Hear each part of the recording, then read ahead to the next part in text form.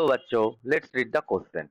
The question says, in a FCC arrangement of P and Q atoms, where P atoms are at the corner of the unit cell, Q atoms at the face center, and two are missing from two corners in unit cell, then formula of the compound is. The key concept related to this question, that is the FCC crystal lattice. अब FCC crystal lattice क्या होता है? इसमें जो होता है, एक अगर क्यूब मान लो, ठीक है, अगर एक क्यूब हो गया, सो एफसीसी मतलब फेस सेंटर क्यूबिक बॉडी होता है। अब इसमें कॉर्नर कितना है? 1 2 3 4 5 6 7 8। सो एक एक कॉर्नर में एक एक करके एटम होता है, ठीक है, ऐसे ऐसे करके एटम आ गया, ठीक है। अब कितने एटम है? 8 कॉर्नर में 8 एटम है। सो ये जो 8 एटम है, 8 एटम, वो एक एक कॉर्नर में उसका कंट्रीब्यूशन है 1/8। मतलब ये जो एक एटम है, इसका 1/8 एक क्यूब लैटिस के अंदर है, और बाकी जो 7/8 है और भी 7 लैटिस के अंदर है। मतलब एक और भी लैटिस यहाँ पर होगा, लाइक इससे भी एक और लैटिस यहाँ पर होगा। तो इसका मतलब एक एक 1/8 पार्ट एक एक लैटिस के अंदर होता है। तो इसका मतलब 8 लैटिस को मिलके एक एफसीसी बनता है, और एक जो एटम होता है वो कॉर्नर में होता है, और 8 जो लैटिस होगा उसमें उसका पूरा का पूरा कंट्रीब्यूशन रहेगा। इसका मतलब एक लैटिस में उसका 1/8 कंट्रीब्यूशन रहेगा।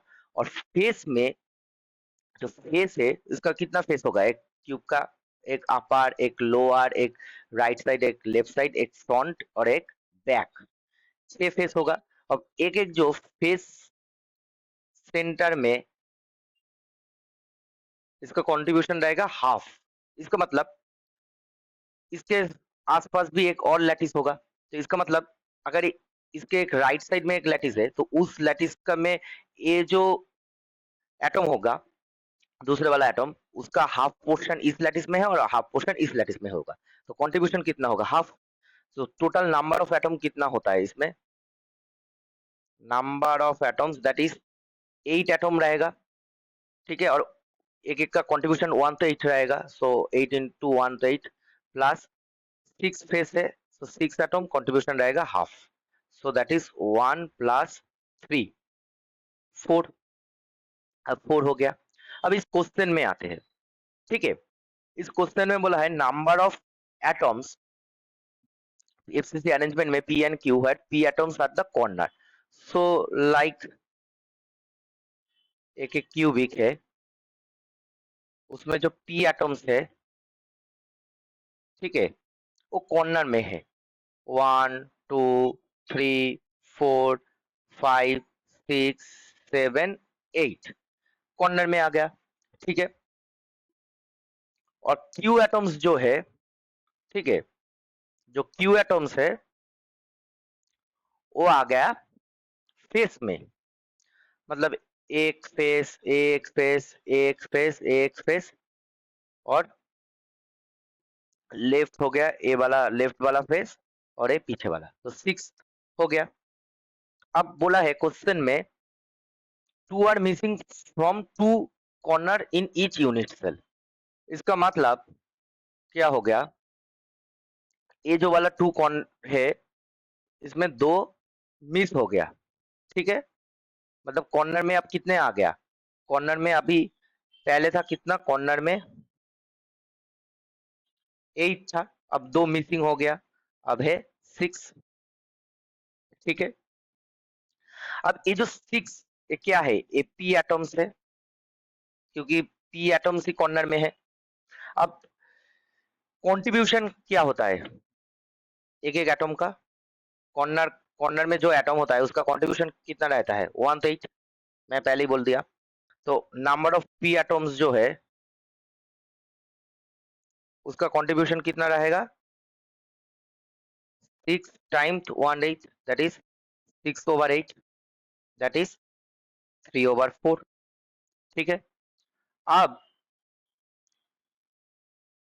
जो Q एटम्स है वो कितना है, वो भी 6 है, और इसका एक एक कंट्रीब्यूशन कितना होता है, हाफ हाफ है कंट्रीब्यूशन, क्योंकि फेस में है। So number of Q atoms कितना रहेगा, 6 multiply by half, that is 3, ठीक है। कैसे होता है, मतलब जितना नंबर ऑफ पी होता है, that is P X Q Y, यही होगा एक लैटिस का मॉलिक्यूलर फॉर्मूला। मतलब पी एटम्स जितना है और क्यू एटम्स, तो पी एटम इसमें कितना है, 3/4 है। तो पी 3/4 क्यू 3, ठीक है। अब इसको 4 से मल्टीप्लाई कर लेते हैं। सो पी 3 क्यू 12, और इसका कोई स्मॉलेस्ट रेशियो अगर 3 से ले लेता हूँ तो रेशियो क्या होगा, पी क्यू 4, यही हो गया हमारा मॉलिक्यूलर फॉर्मूला, पी क्यू 4। अब चलिए देखते हैं कौन सा वाला ऑप्शन में है। ऑप्शन ए में है P2Q3, ये तो नहीं है। ऑप्शन बी में है P4Q, ये भी नहीं है। ऑप्शन सी में है P4Q5, ये भी नहीं है। ऑप्शन डी में है PQ4। So option D will be the answer.